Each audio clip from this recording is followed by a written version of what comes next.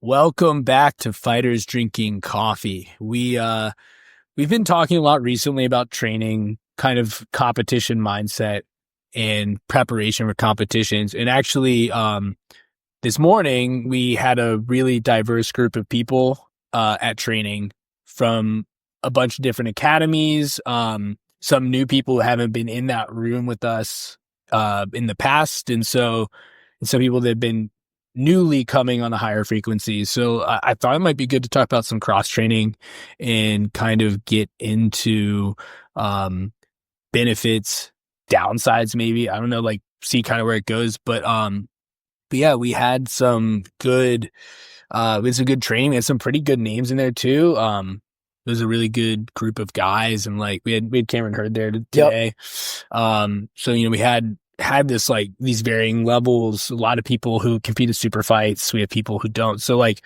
maybe we kind of get into what's your thought process on, dude? Like you said, like big group today for 8 a.m. training on a Saturday, which is always cool to see because not that many people want to come in at 8 a.m. on a Saturday morning, which means Friday night you should be going to bed kind of early and then waking up not like 10 minutes before you train. So it just mandates a certain prioritization of training and that for the athlete, if that's kind of says something about who they are and like what they value. But yeah, dude, it was really good. And now we've got guys and gals coming in from Beta via the the relationship and networking we have with Nakapan and his group of guys, which are great. Like you said, Cam swing throughs down at Silverback. I don't know, they go by Ascend now? They're Ascend now. Okay, yeah. Okay. But that crew, good dude. He's a pro level grappler, competes all over all the time, very disciplined. It's always awesome to have someone who like holds himself to a certain professional standard, comes in and this was immediately a good fit in the group. And a bunch of other dudes, like Casey brought in a buddy of his who's got a slick, like also like a diverse style. He's got a very bendy guard. Like that's a different look too than what a lot of the other people in the room is. Like a very different look, which is very cool. Totally, man. And like, yeah, to that point, right? Like, I mean, like it was awesome having Cam. Cam has a pretty similar style to like myself and a lot of the guys at DMA who like to wrestle a lot. He's capable of doing a lot of things really well. Don't get me wrong, but there's like a certain consistency there, and there's awesome training even to have somebody who does that but a little bit differently. He has his way of how he attacks, but to have a dude like his name's Tim, who presents a different, like that's so valuable, right? Because we're all, myself, Cam, like all of us who like have our style, we need to see those other versions because those dudes are out there. These guys are out there in tournaments, man. Like you're gonna see these like bendy, flexible, complex, like really good guard players, dudes who just bring a different variation to the game of jiu-jitsu. So yeah, like point being, it's nice having that unique look when you're on the mat. To the point of like cross training, I think like one of the biggest and best things about it is that when you're all of us have like an HQ, we have like our main place that we train, and that's obviously super important too because you need that continuity. You need like your home base, you need your coaching, you need like the guys who've been with you for a long time. Like what path you're on and kind of keep steering you towards that. Yeah, they keep you kind of pushing in the direction, and they're guiding you. Yeah, they're guiding you, and if you have like a head coach, who's helping steer you in your career in a certain direction, they know big picture what you're trying to do, and they can bring in or introduce different unseen elements like a cross training scenario to continue to force adaptation and skill development against unique looks. Because like like Cam or Gina, who came over from Beta, like Cam's first time coming in here, he knows me and he knows a couple of the guys. I think he knows Noah, the wrestlers, like they all kind of know each other, but he knows a few dudes and he's been around a lot of DMA guys. So like, I mean, there's like a comfort, I think, to that, but he doesn't know our styles like super well. Gina's the same way. She's at Beta, and she comes in, also like super valuable for Andrew to have no like high level, good, like competitive athlete female who she can get some work with too. But I bring them up because like they're coming in to visit us. They're going to have that, what would you call it? Sort of like, there's like the phrase that comes to mind for me is like stress inoculation. I don't know if that's the best way to say it, but where like they have to go into like a newer environment and face people they don't know, and therefore have to like problem solve. Like, I mean, I know most everyone in the room. I don't know them that well, actually. So that's kind of that gives me as a guy in my own home base the opportunity to see some different people too, and a little bit of that is transferred over to me. But for the most part, the rest of the room are guys that I know really well, gals that I know really well, and anyways, like as an aside, like you can do that and have that continuity, but then like introduce new variables. That's why we do these situational trainings. So it's not always the same thing. Like it's not always me trying to just take guys and gals that I know and force them into the same habits over and over again that we might get. And do my move that I like to do yeah, in the next position. Exactly, man. Versus, so like, well, that's why we do those scenarios. Yeah. So we can mix things up and like everyone gets a unique read, even if it's someone you know really well. But again, putting it back on the dudes who came to visit us, they get to have like almost like a mini, I call it a mini like comp experience. Like I'm going to go into a new place. I'm going to compete, you know, like work my game with people I don't really know. So it's a good way to keep that like, discovery of the unknown process, which is what you get when you go compete. And I think it's like a really healthy exercise. And that's like, in a lot of ways, one of the best things about a cross training culture that's valuable. Yeah, you get a little bit of that. And like, I get it on a smaller scale when I come train with over at DMA with you, because you've known us for so long. I've known you guys and long you've been coming in for months now. So yeah, sort of like there's like you're shrinking down now, but like there's you get that it's new people, and so like you get you almost get this like it's like a safe space. Like it's safe because like you've been invited there, like you know someone there, right? Like sometimes, but like in this specific scenario, like a lot of the guys, somebody, you're coming in and like you get kind of this like safe space to test stuff out against someone who doesn't really know your game, and so like you get to see some of what works and what doesn't against different style, because like you get it against, you don't know what that person does, and so like you can kind of cheat in the gym at your headquarters sometimes, because you know what your usual training partners like to do, especially that way you're not designing your game around about capitalizing on a known factor. You start to get some of the unknown factor, and you get to really like figure out the way to implement your game with like that unknown, that surprise, that a little bit of that like stress of not knowing somebody. And so it makes a big difference. I try to go whenever I'm in another town or city and like do that into somewhere, even for just like an open mat or an hour. Like, dude, it helps. It helps a lot, man. Because like you said, like, I mean, if you're in a lot of ways, I think this is kind of, or it could be for anybody, but it is oriented towards someone who's trying to like be a successful competitor, because that's all competitions really are. It's like you're going to go out onto, I guess, a neutral mat space, go against guys. You may know some of them. That happens quite a bit actually, but in most cases it's going to be against people you never rolled against. And, they're matched up in your division based on skill level. Like it should be an appropriate, like balanced match against a balanced competitor, but a qualified balanced competitor. But you don't know what they're gonna do. Yeah, you can look stuff up, you can study tape, you can like there's quite a bit of homework you can do, but still, nonetheless, even with all that, it's like you're gonna have to go out and deal with that in the moment. So that exercise of, like you said, showing up and being like, all right, like kind of have an idea of what this person does, but I've never experienced it before.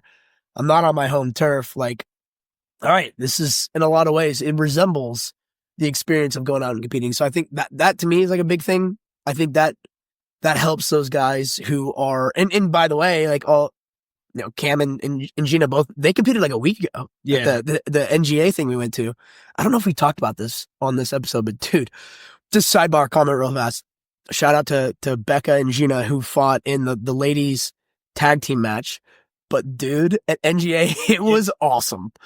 It was, for those listening, definitely check out, because so the NGA did like a micro pit. I don't know, a small. Yeah, they had a pit. Pit. They had a pit. So they did a super fight format. They did a Masters trio, so sort of like quintet, but 3-man team. 14 brackets. Shout out to Tim Nakapan and Colton Smith, who went out and won, and those guys are like the Avengers. Yeah, it was the Masters. They're like the Avengers of Masters division, dude, for the DC area. They were nasty, man. They're all awesome, and they won. But yeah, dude, that was pretty cool. It was built around that. That was kind of like the main, if you want to call it like the main event kind of thing, was those guys. Yeah, but then Gina's event, yeah, the surprise. Dude, so what she told me was that like day of, she was supposed to have a super fight. So she was already on the card, if you will, and her buddy Becca like was there, and they're like, yo, like they went to the venue and they said, or the promoter, and said, can we do a tag team? Like I don't know where the idea came from. And I think the team they competed against was two gals. I think WrestleMania was that weekend, so maybe they were psyched up. All right, I like that. Yeah, I like that. That actually makes perfect sense. But she said that they like Gina's opponent was a gal from Enlisted 9, Colton's team, and they're tough, man. They're good. And she like the other team, like she had another buddy, another female from the same team, so they're like, yo, we can do a tag team match. So I've never seen a tag team match in jiu-jitsu competitions before. I'm sure they've been done before, but I've never seen one. So this is my first experience with one. And the venue was like, yeah, dude, we'll do it. Like NGA was like, okay, or that wasn't the venue. Venue was High Noon, but you get what I'm saying. The promoter was like, yeah, man, we're down. Like, all right, but we don't really know exactly what the format should look like, but we'll run it. And so they even said that. They did like a preface at the event. The guy in the mic was like, all right, like we've never done one of these before, so bear with us. We don't exactly know how to run it, but we have an idea. We're just going to go with it. So if you guys go with it too, we're all going to have a good time. And we did have a good time. And yeah, I mean, like we don't have to like go down this rabbit hole too far, but like they ran a tag team match, and the way they did it in the pit was like the girls had to be the girls who weren't competing at the start had to be like in their corners. They had to put their foot in the corner of the pit and be just like WrestleMania. They have to like slap their teammate for them to come in.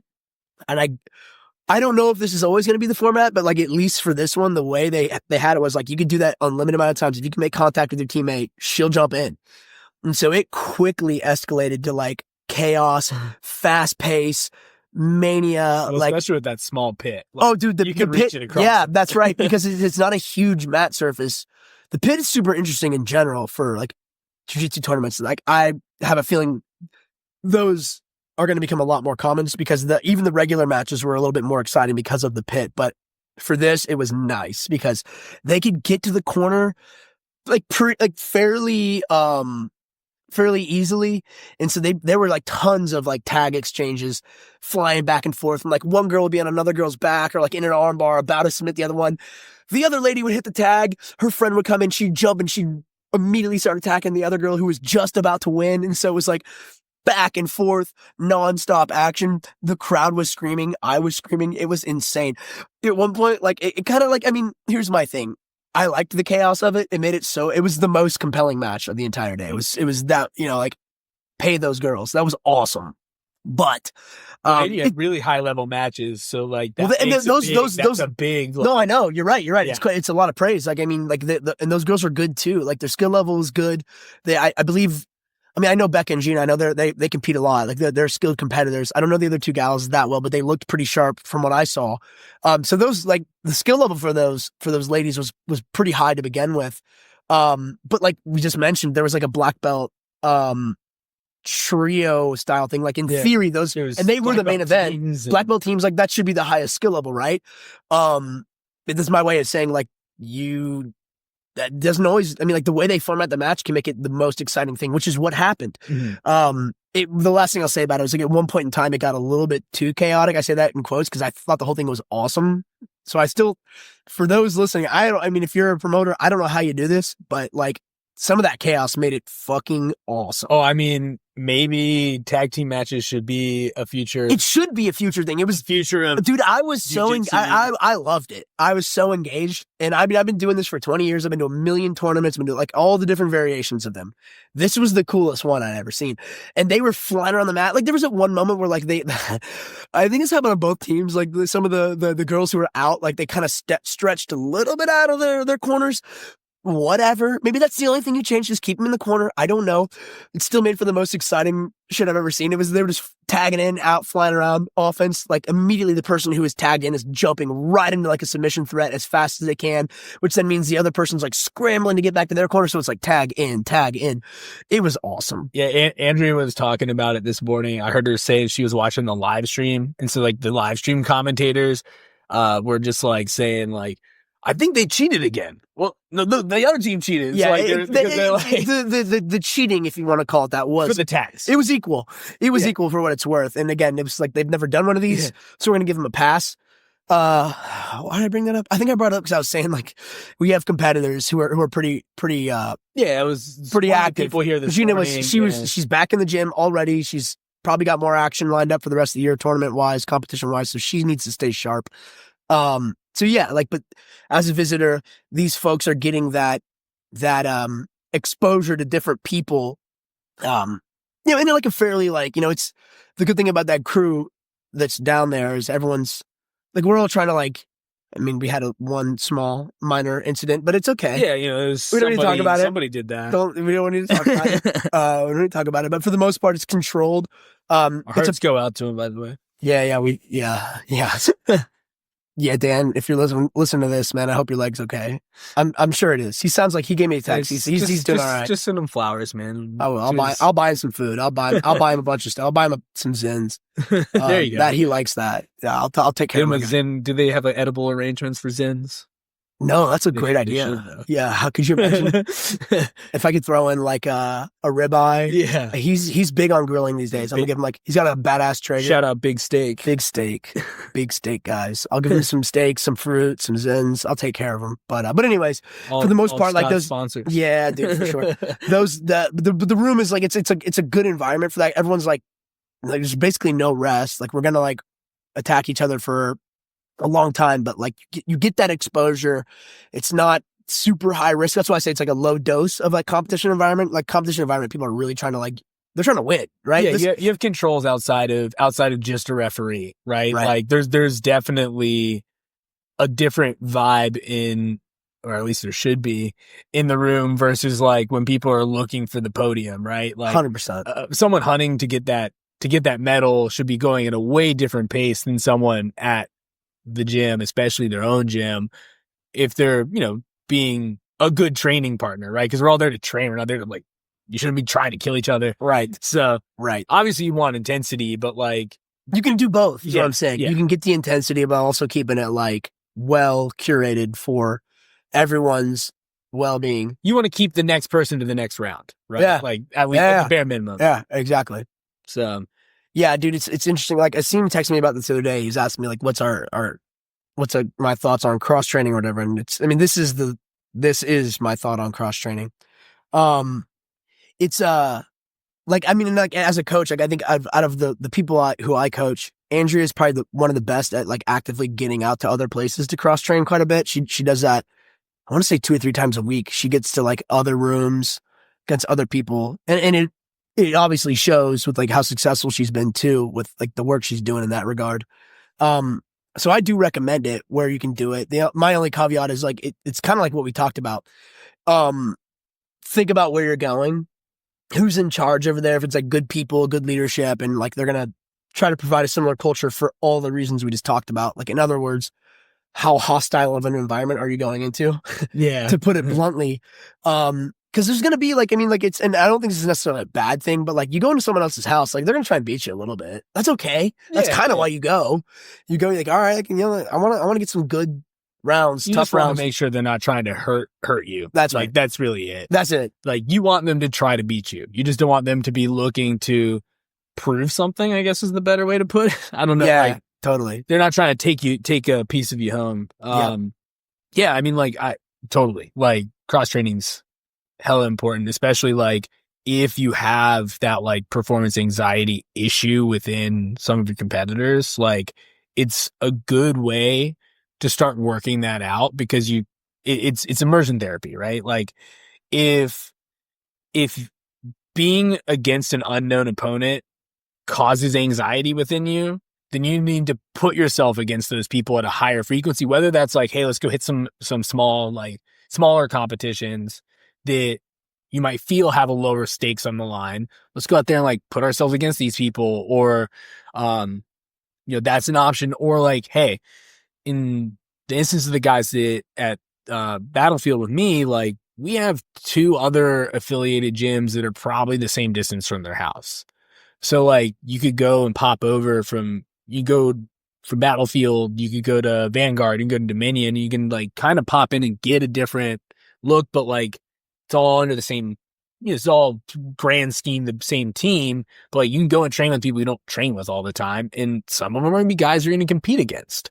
So, like you're going to be able to get that new thing or that immersion into that like slightly stressful situation of not knowing what's going on and not have to worry about like, you already know somebody there. You have an anchor point that like for both of you. So you know that like, all right, well, this is going to be fine. We're on the same team. We're just, so there's a bunch of different ways to. Well, how was it for you coming into DMA doing that? Maybe like thinking a couple months back when you're. Yeah, like when we first started doing when you were doing it, like, when you first started doing it more frequently or whatever. Yeah.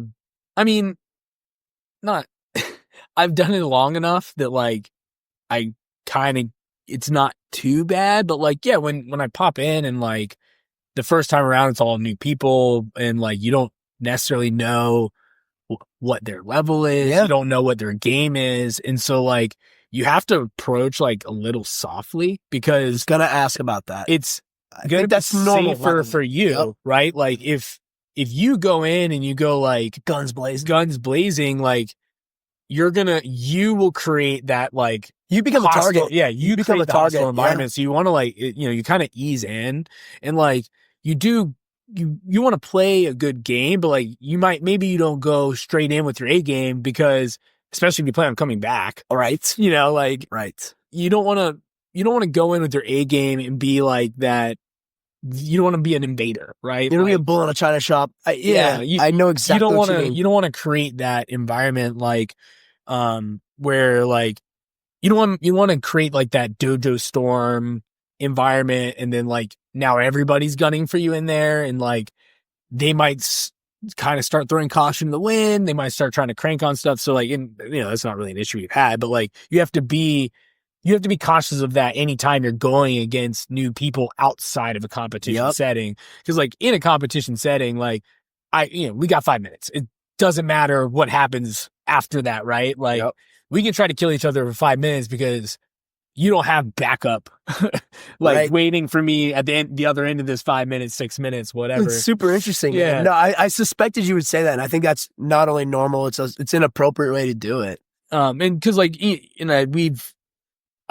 we have trained together for so much longer. For so long. Yeah. Or for such a long time that like, I definitely go harder against like you, than like anyone else in the room because like, one, we know each other's games. It's relatively, and we kind of have to. We have similar games too, like because we trained together for such a long time that we went through that development phase together. So like we have a very similar base on our game, and so like there's a different level of comfortability. Like I know like I can go a little bit harder. Yeah, you'll squeeze my neck a little bit definitely than maybe someone else, which is fine. I accept. It's not mean. No, it's necessary. Like I didn't bring you in to have you like go easy on my fucking skull, dude.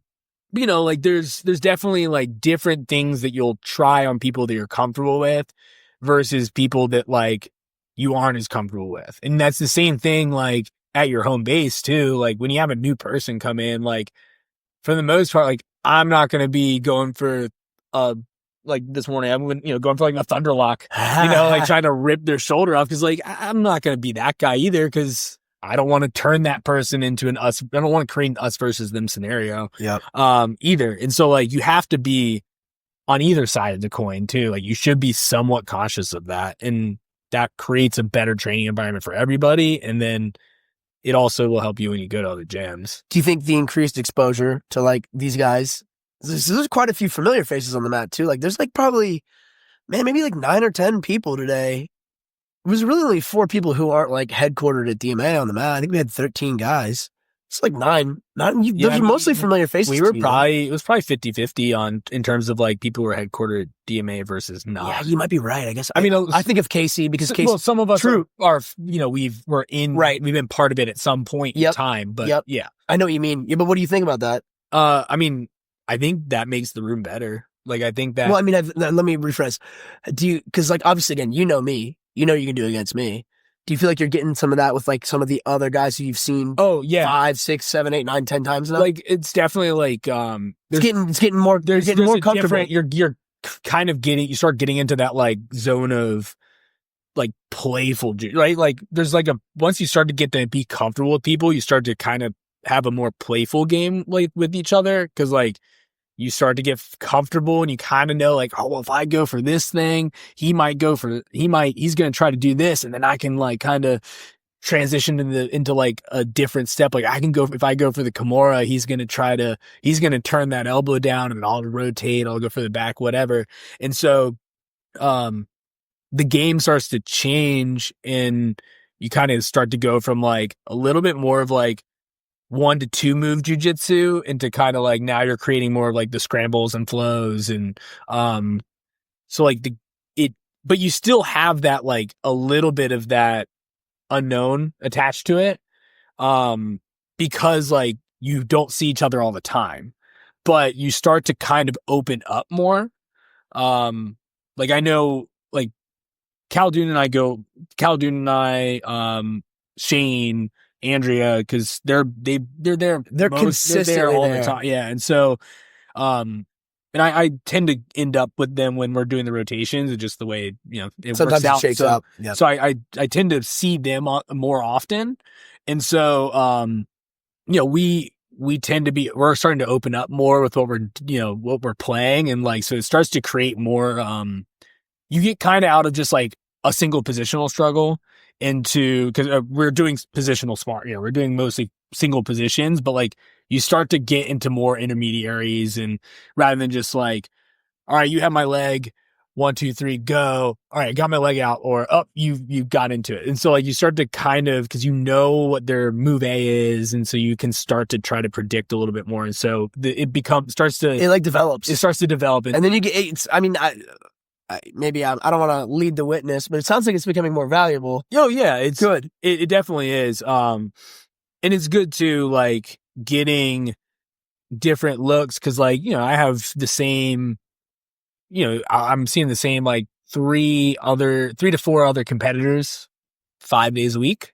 In terms of like guys who are active competitors at my gym during my class time, right? The times that I'm training, the ones who you're like your most frequent training partners. Yeah, and so like I have there's a very certain number, there's a set number of guys that are more active in terms of competing, and it's growing. There's more people becoming more and more interested in doing it, which is great because whether or not you do it all the time, I think everyone should at least try it, right? They should do a competition, but. There's a different level, like those people have a different switch, right? Like people who compete more. And so getting to see different looks from different people with different styles, than you see all the time because those guys are at the same gym. They tend to have the same style. Like they tend to use very similar jujitsu. You know what pattern, you recognize the patterns a lot more quickly. Which is different than my jujitsu just because of a difference of like I've trained with a lot there, they've been there the majority of their jiu-jitsu career, whereas like we've had more influences of jiu-jitsu, even just at Nova MMA, how many different like people came in and did instruction and like a lot. So like you had a lot of different people like kind of introducing different styles. And so you kind of get a different style than if you have like a very specific, like lineage driven style. Right. Uh-huh. So, it's super beneficial. But also there is a little bit of a difference with like the people I tend to compete with don't really have the style of the guys at DMA necessarily, which is more similar to the style I play. Right.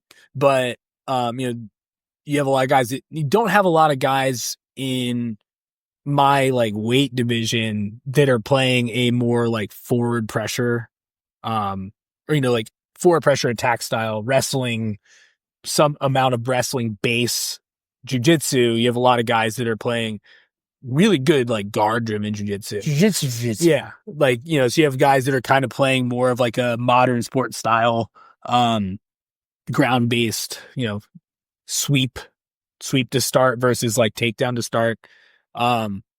So it definitely is fun, but like you do get a slightly different, like, I know what you mean. There's probably more pieces to add to my training puzzle, just because of like the people I see in competition, but it definitely is good. So yeah, to see as many different things. So I'm still going to see people that play a more forward pressure and attack style of jiu-jitsu. So like I still need that is still. Yeah, you want to sharpen your strengths too. And it's like there's actually this is the one thing that I'll say about that's the good thing about like your home base style guys, where like you are a lot of times playing like what you're best at. Because, well, I mean, there's all kinds of, we can go through the merits of changing that up maybe some other time. But and by that I mean like forcing yourself to fight from a position that you aren't as commonly playing. Think like playing my weaknesses, not my strengths, but yeah, try to play the B game and the C game. Right. Well, start like looking at those like other. But put that to the side for now, right? Like that's the value of like your home team practices are going to be you most of the time trying to sharpen what you're already really good at, which is for all intents and purposes, man. Like that's what you're going to go into your tournaments and do anyways. So that's I do think that should be the bulk of what you do. Is continue to sharpen the blades that are already really tight, make them as sharp as humanly possible, because it's a game. You need your playbooks, or you need your plays in your playbook, and they got to be tight, right? So that's the really good thing about like having like a good, consistent home team that's always. And if people have similar styles, they'll just like, and once they get to know your shit, if you're off by just a little bit, like you just won't get it. So then you honest. They keep you honest, exactly. So there's always that honing and refining of things that you're nasty at. Just continue to make that better and better. That's huge, right? And like you're gonna get a little bit of that too when you go into these cross training environments. But back to what you said, if you can introduce different, maybe more complicated because it's a little less familiar, jiu-jitsu styles against, and you put yourself against that person in these situational sparring scenarios. With like guys like Nakapan, that dude Tim, like people who are like really comfortable and really good off their back, like you need that too. And that's like where these like cross training environments are super helpful, because if we can get those bodies in the room, well, it's just someone who's gonna like kind of let you play your A game, but like you're playing against their A game. Yeah, it's like a contrasting A game, and like that's what I faced in my last tournament. I faced a guy who, well, I faced guys, and this has happened lots of times in my career where I've been in a situation where like my A game is paired against another guy's A game. This naturally, like he wanted to be where you like to go. They also like to be. Yeah, they like to be on the opposite side of that. Yeah, and then you got yourself a contest. Yeah, and then you got yourself a contest. Which is, again, we can talk about that a whole other time, but that's the thing. That's like you want to be a little confused. Yeah, by someone different, right? Like if I'm going against, if me and you who are doing mostly the same stuff in game, like in competition, one of us is forced to play from the bad position, the guy in the better position might just win. Well, yeah, that scenario turns into like who's gonna edge out the other person to where we want to be in first, right? And that's why we do it too, right? Like if I know, like, all right, maybe we're doing like half guard. Excuse me. I'm on the bottom. I got to separate. I got to keep you from doing what I know you want to do, and I know how you're going to do it, right? Like, I'm like, all right, like and I know you're good at it, which means then like, all right, if I don't do as much of this in bottom six, I actually usually want to be where Mike is. And like in a second, maybe like, in 25 seconds when I cycle through the next group, I might be doing that in a minute, but right now I'm doing the opposite. So you got to do it right before the other dude who's good. Like Shane's a good example too, because like Shane's so heavy. He's big, he's strong, he's athletic, and he can do all the same shit. And like if there were a couple scenarios where I was like, oh fuck. Like I'm on my back and I'm like, geez, here we go. Here comes Shane. Like I gotta get this done I can't afford to fuck it up because then I have Shane's big ass like bearing down on me, and he's gonna do it with intensity because he's fucking focused, which is great. If you're listening to this, Shane, keep doing that. Keep doing that, dude. I'm like, oh, here we go. Oh, wonderful. During that octopus guard one, Shane he like just like bowled through my crossface. Like I went to crossface to like beat his octopus, and he just kind of like bowled through it and like got me back in front of him. And I was like, I was like, all right, well, we haven't completely, it's not over yet. So I was like, cartwheel. Yeah, yeah. I was like, he it's that, or he just hammers the shit out of you. And I don't want to be there either. Buddy. I was like, I don't want to let him stand up. I don't want to go in between his big ass fucking legs. Like, yeah. Well, I mean, and that's why we do situations, because you're like, all right, there's like one thing I got to do. I better do it right, or I'm fucked. Yeah. And that's that. It's, it at least it foists you into those uncomfortable situations rather than just playing constantly your best thing. Oh yeah. And actually that's another thing on going into, getting into other rooms, doing that cross training, is you also pick up a lot of like really valuable training techniques. And like I've been taking a lot of these positional games we've been playing, and like adapting them to what we're doing at my gym. And I made it like a big part of like my class structure. And so like now it's like, all right, we're going to warm up with a game. We're going to go over a technique, and then we're going to play a game from the position that technique is in. And so like, hey, like I'll show you something, but like this is just an option for what we're about to do later. Like, and so it kind of creates that, it builds a context. But also like it kind of allows that development. What I like about the situational style of training too is that usually like you pick one of those things. There's actually like it's ironic, I guess, or whatever, paradoxical, but like you like try to distill down in the drill, the game, whatever you want to call it, one action or maybe one goal. There's perhaps lots of actions you can do to get to it. Sometimes it seems like there's one action, but like you just got to get chest to chest or whatever, you name it. You're trying to guide them to a specific thing. Yes, but there's so much wealth of like content built within just that one thing. It gives you, there's surprisingly a lot when you're teaching like newer folks that you can take from that, and you can build a good lesson around like this one tiny thing, which kind of makes it, as a coach, like it makes your job a little bit easier, because you're like, you know what? There's actually a shit ton here. I don't need to think about all the complexity, all the possible things I can teach somebody. No, I actually want to make it really simple, because there's a really simple thing. One, it's not easy to do. It's just because it's simple doesn't mean it's easy. Yeah. But it's simple. And that simplicity might mean that like it may be difficult, but they might actually understand what I'm saying, instead of showing them like a complex, 4 super duper complex moves that they're like, I don't know what the hell just happened. They're still going to learn from that too. I mean, I feel like that's how we got trained back then. They'll hopefully pick something. But yeah, but like that one thing, whatever it is, like you're into what you just said, like you can make the whole lesson around that. And there's a lot you can do. And like people might be like, they should be kind of tired. They should be having fun. They should be thinking a little bit. They should walk away at least understanding what that was they tried to do. They might not have it down perfectly in one class, but like you're giving them one thing that usually has, I just said chest to chest pressure earlier. I'll use it as an example. It's like, if you can get that concept or principle built into their head, and you're like, hey, like this is the reason why this is super important. It's like, if I can collapse my weight in, I can then control it. I can move into the next position, X, Y, or Z submission. Like I can continue to advance. And then like that concept can be applied to multiple other things. So then they're like, you gave them something simple, and then they might go home thinking about how that one thing actually achieves like 10 different goals throughout the wealth of situations they'll be in. Yeah, I mean, well, like this week I did I showed a John Wayne sweep, and mainly because I just wanted to put everyone in half guard for like for the drill. But it was like, all right, like I'm gonna show you this one sweep, because your goal when we get into positional drilling is to sweep if you're on bottom, like you want to sweep the guy. And if they hold you for the full 4 minutes, then, they won that exchange. Like imagine you're losing, this person's on top. It's 4 minutes. They can sit there. They could pass. That's great too. They can submit, but like on bottom, you just got to get out. And so, I gave you one option, and like, let's see, you're either gonna get a lot of reps with that one move, or you might find another move within all of that. You might find set something else up that you've learned in the past. Like, and so, um, people either get really good at that one because they like it, or they find out like, oh, like this doesn't work for me, but I have these other tools too. And so like you don't force them to do the thing you're teaching them, But you force them to think about what you need them to think about. Yeah, you force them to think about why you taught them that specific move. And so it's good.